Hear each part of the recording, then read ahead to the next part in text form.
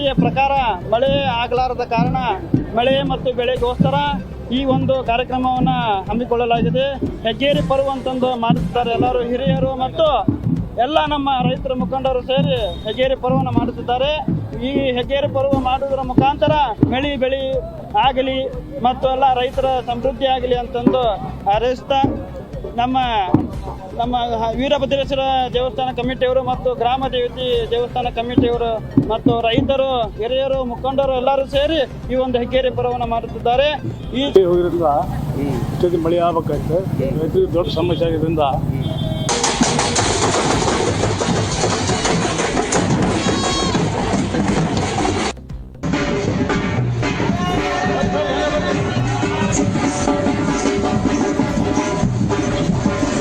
ಹಳೆ ಪದ್ಧತಿಯ ಪ್ರಕಾರ ಮಳೆ ಆಗಲಾರದ ಕಾರಣ ಮಳೆ ಮತ್ತು ಬೆಳೆಗೋಸ್ಕರ ಈ ಒಂದು ಕಾರ್ಯಕ್ರಮವನ್ನು ಹಮ್ಮಿಕೊಳ್ಳಲಾಗಿದೆ.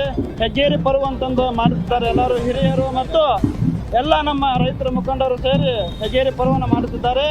ಈ ಹೆಗ್ಗೇರಿ ಪರ್ವ ಮಾಡುವುದರ ಮುಖಾಂತರ ಬೆಳೆ ಆಗಲಿ ಮತ್ತು ಎಲ್ಲ ರೈತರ ಸಮೃದ್ಧಿ ಆಗಲಿ ಅಂತಂದು ಹಾರೈಸ್ತಾ ನಮ್ಮ ವೀರಭದ್ರೇಶ್ವರ ದೇವಸ್ಥಾನ ಕಮಿಟಿಯವರು ಮತ್ತು ಗ್ರಾಮ ದೇವತೆ ದೇವಸ್ಥಾನ ಕಮಿಟಿಯವರು ಮತ್ತು ರೈತರು ಹಿರಿಯರು ಮುಖಂಡರು ಎಲ್ಲರೂ ಸೇರಿ ಈ ಒಂದು ಹೆಗ್ಗೇರಿ ಪರ್ವವನ್ನು ಮಾಡುತ್ತಿದ್ದಾರೆ.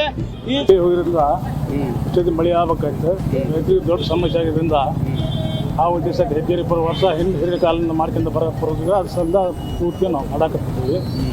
ಈಗ ಅದು ಪೂರ್ತಿ ಏನು ನೀಗಿಸ್ತದೆ ಅದು ಮುಗಿಸ್ಕೊಂಡು ಈಗ ಬಳಿ ಪೌರ್ತಿ ನಮಗೆ ಸಾವು ಇನ್ನೊಂದು 2 ತಿಂಗಳ